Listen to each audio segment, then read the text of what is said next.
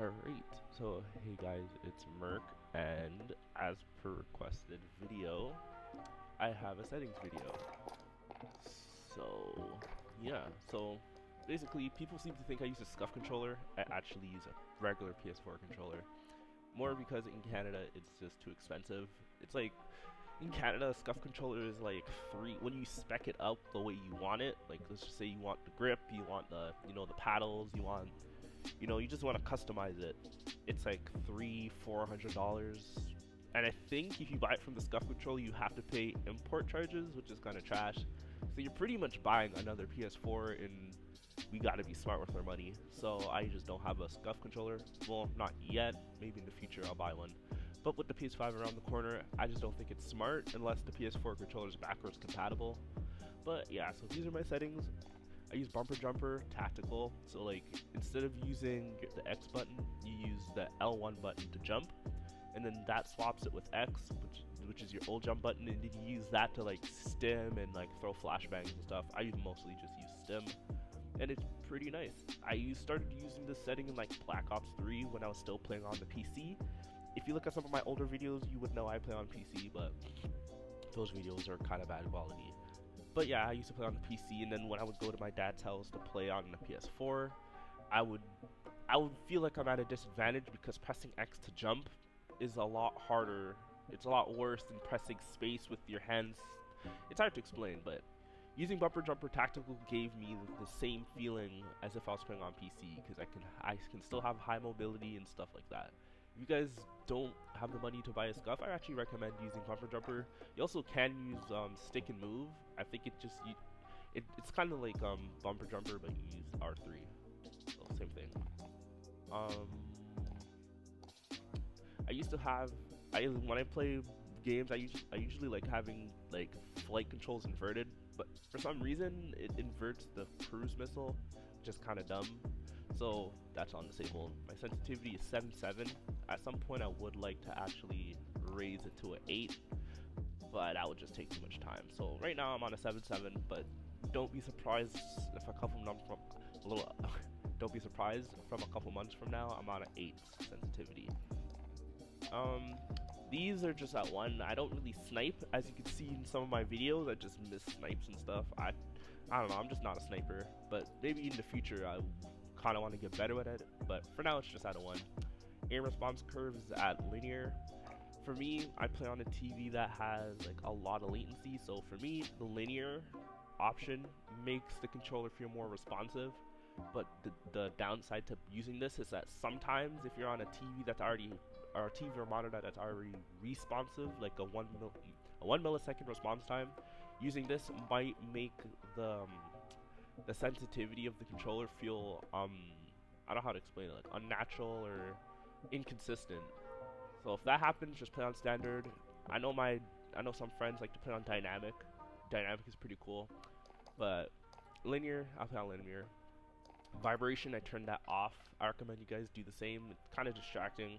I used to play Black Ops 2 on the PS3. All those games were on. I had vibration on, but once I turned it off, I played a lot better. So I say try it.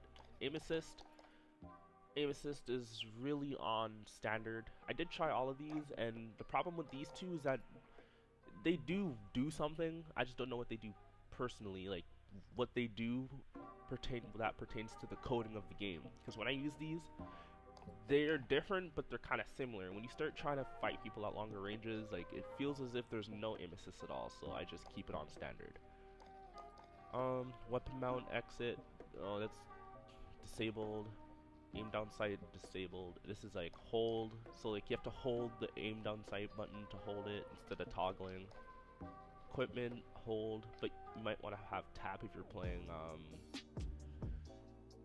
if you're playing Warzone a lot.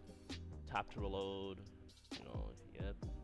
Slide. This is a crazy one. So since I use a regular DualShock 4 controller, sometimes the joysticks get weird. Like they'll stop working properly. Like for me, sometimes my tack sprint button doesn't work.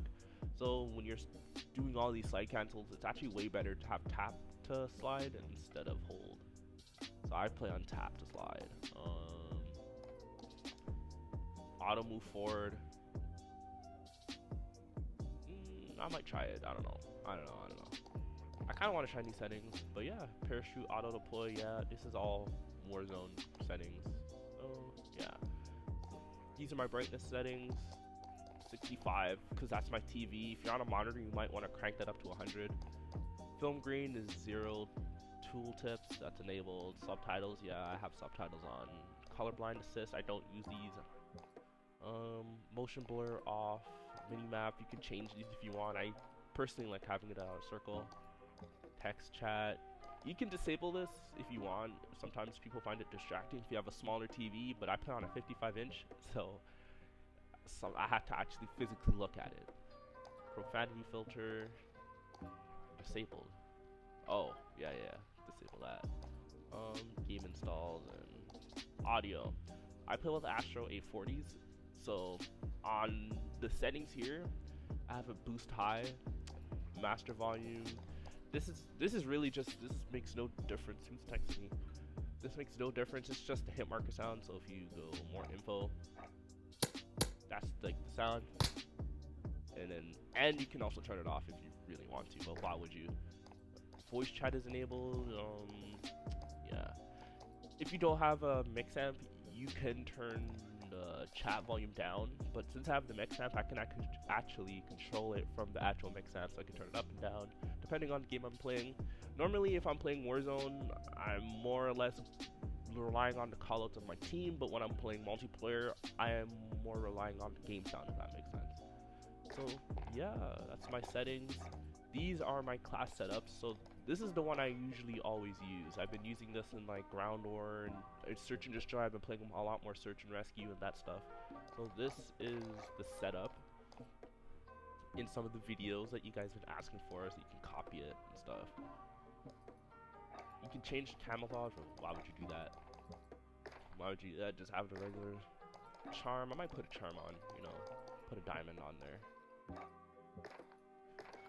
And this is the other class that people see me use in my videos. This is my other class. This is my Peacekeeper class, so you guys can copy it.